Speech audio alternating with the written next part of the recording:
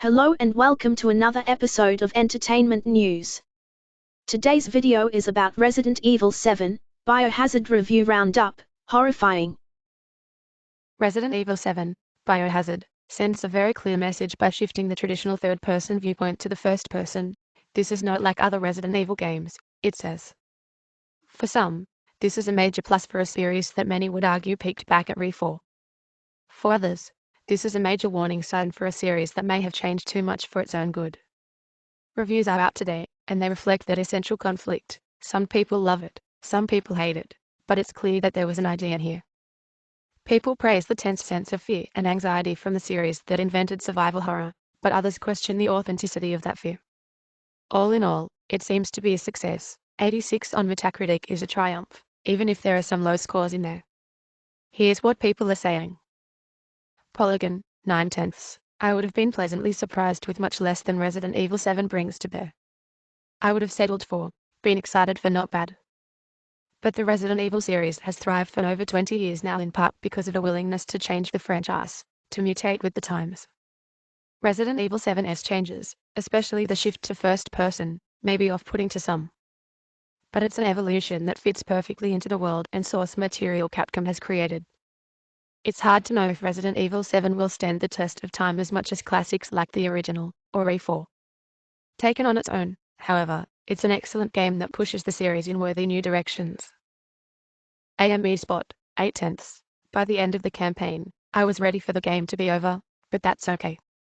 RE7 ends just as it starts to outstay its welcome, and after the fact, I felt like I'd survived a truly harrowing journey. The boss fights may be slightly inconsistent and certain sections might drag after a while, but RE7 is still a remarkable success. It has a clear vision and executes it with impressive patience and precision. By returning to horror, Resident Evil has once again become something special. Time, 2.5/5. It's hard to say who this game is for. Casual players aren't touching something with a 7 in the title, nor is it clear will newcomers. Fans of action-angled survival horror like Dead Space or Dying Light may balk at the game's deliberately pokey controls and too easily grasped opponents. Old-school fans seem like the obvious target. But survival horror is a crowded space in 2017, and too much of what Resident Evil 7 is up to we've seen elsewhere, and done better. The Guardian, 5/5, 2005's Resident Evil 4 is an astonishing redefinition, not only of its series but also, thanks to the introduction of the over-the-shoulder perspective, of third-person action games in general.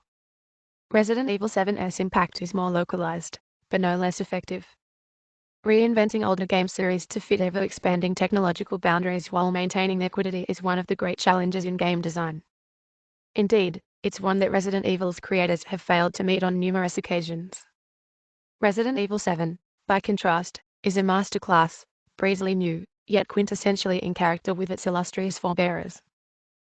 GN, the 7th of July, 2010. Resident Evil 7 grounds itself in elements that made the original great while still indulging in a risky new shift in style that both helps and hurts the beloved formula in equal measure.